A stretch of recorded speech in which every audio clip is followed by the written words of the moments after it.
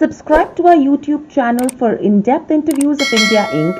and press the bell icon so that you do not miss our updates.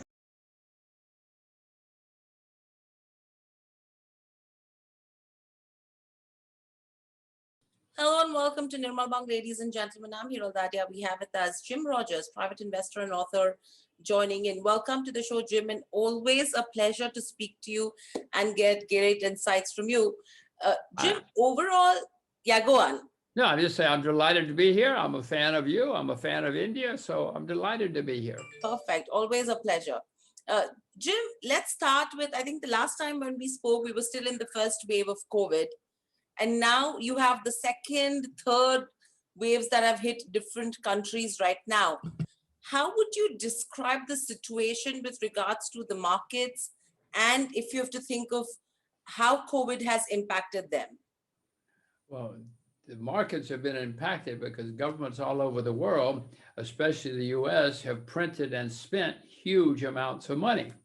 It doesn't take long for the money to go somewhere. If I'm going to build a factory, it takes me weeks, months.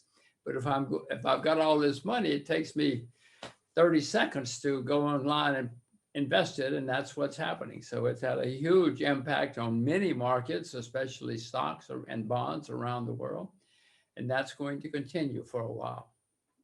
Absolutely. And with this, if you have to look at different asset classes, which asset classes, according to you, from an investment perspective, have had the worst impact?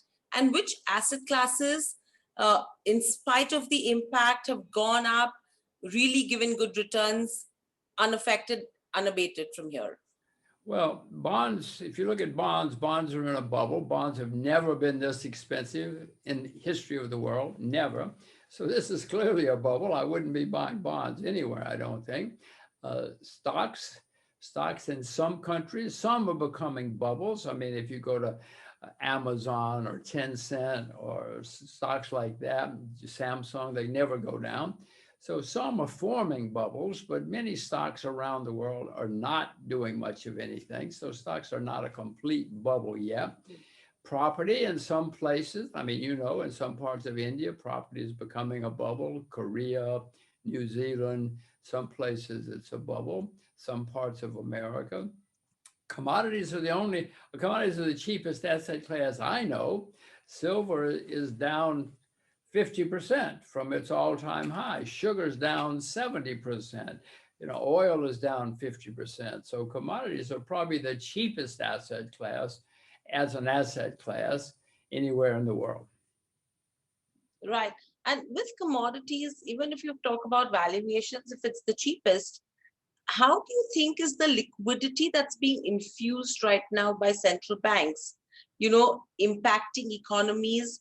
Because clearly, if you talk about US, Europe, especially, printing money at a record pace, there's so much liquidity that's being pumped into the system right now. How are you viewing this entire scenario? Well, first of all, I know it's not good for my children. I know it's not good for any young people anywhere in the world because it's going to leave huge problems down the road, all this debt and everything else. It's good to be old because old people get the advantage. They're spending all this money and we don't have to pay for it. But somebody's going to have to pay for it. Young people, whether it's in India or Brazil or America, young people are going to pay a big price for all of this. But it's great now.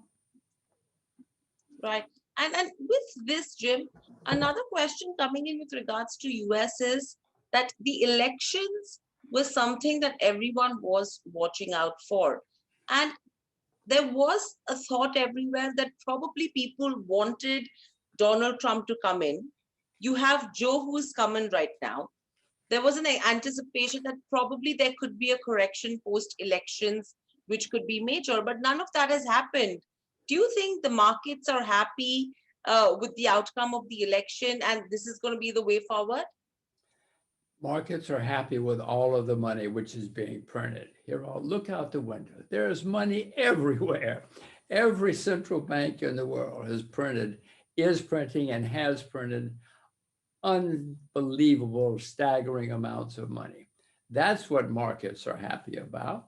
Yes, it doesn't matter who's elected in America. There's all this money out there and people love it. Right. So now the event risks are somewhere out of us. The only event risk that holds true right now is what happens with regards to COVID, how the vaccinations pan out, whether if they are, what's the success ratio happening on that front. So, with these risks taking into consideration, what's the next that we should be watching out for the world markets? Do you think they will continue their journey northwards, or do you think they're already into an overbought zone? Well, some things are overbought. Amazon is overbought. I'm not selling it. I'm not selling it short because, when this kind of market happens, oh, everything goes up a lot and it goes up an unbelievable amount.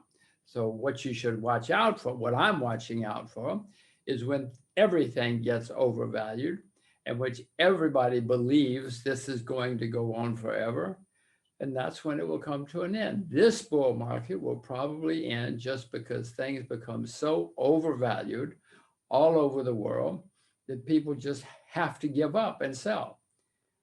I mean, unless there's a war or something crazy, it will be a case of massive overvaluation and too much money printing. Right. So with this, do you, is it right to say that a near-term correction is on the cards?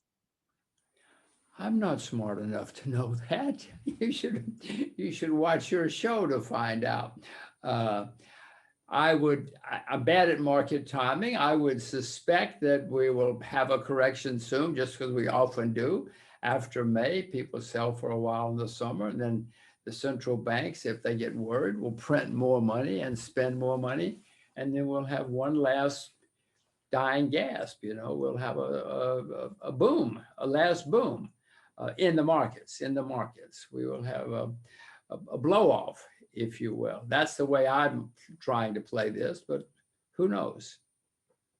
Absolutely. So let me put it this way, Jim. At this given point in time, if you had money in your hands, which was lying free, which was lying vacant, unused, which asset class would you choose to invest in? Well, commodities. Commodities would be the cheapest. I bought more agricultural commodities recently. I would buy silver probably. Well, I'm not buying silver yet. Probably agricultural commodities. Those are the cheapest. And that's where the supply problems are developing. And yeah, agricultural commodities. If I could only buy one thing. Hmm.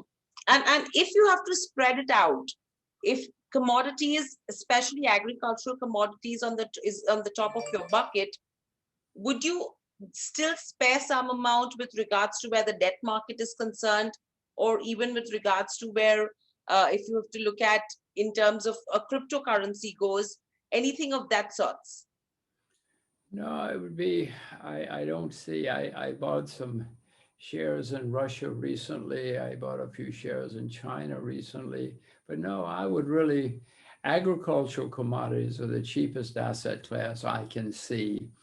And the supply demand situation is becoming favorable Hmm. again.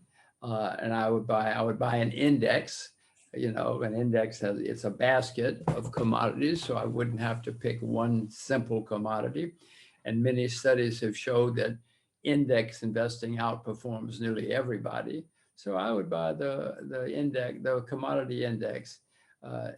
If you gave me some money today and said, "What are you going to buy?" You have to buy. I would buy commodity index. Right. And with regards to where India goes, Jim, you have been looking to invest in India. I mean, the last time we spoke as well, you said that if there is a sustainable correction, that's when you will look at India. What's keeping you away from investing in India? And do you think there could be an opportunity where you could look at India in this year? This year, well, if you can get stocks down 50 or 60%, of course. I don't like to buy in things. I like to buy when things are really collapsing, wherever it is in the world, whatever asset class it is. And India's not in a state of collapse. I mean, health-wise you are, but the stock markets so far are not in a state of collapse and panic. if you get me some panic in India, Hiral, I'll buy Indian stocks. Or you give me panic anywhere and I'll buy stocks. Right. So with India, if you have to look at other emerging markets as well, where would you place India amongst the other emerging markets right now on your bucket list? Well, India, as you know, has serious problems right now, and that will probably lead to buying opportunities.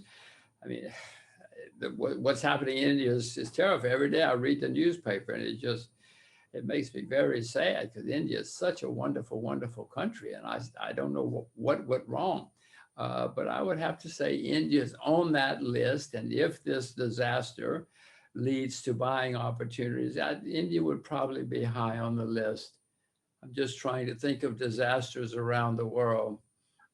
India, if the markets really get hit, India would be high on my list. Right. But you have to remember here, I like to buy when things are collapsing, wherever it is. Absolutely. So when you're talking of buying into either of the asset classes when things are collapsing, how would you look at the growth perspective? How would you look at Jim, can you hear me? Yeah. So Jim, overall, as you're saying that